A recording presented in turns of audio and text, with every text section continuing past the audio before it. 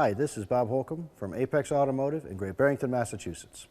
Today we're going to talk about what to do if you replaced your power steering pump and your steering wheel doesn't turn. The first line of diagnosis would be to know whether your steering wheel worked before you changed the power steering pump. That being said, the steering wheel worked normally and your pump has been changed. There's a couple of logical scenarios. Scenario A is that the key lock cylinder is stuck and you can't move the steering wheel because the key is stuck in the cylinder. Logical scenario B would be that there's air in the power steering system.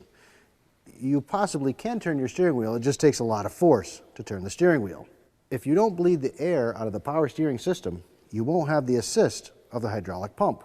You want to check the integrity of your belt against the power steering pump. As you hand the belt off and the tensioners and everything associated with this drive system that moves the power steering pump, you want to make sure that that's working properly. You want to check the fluid in the reservoir. The fluid should be full and it should be free from air bubbles. If the fluid is saturated with air bubbles, you have air in the system, you have to get that out of the system.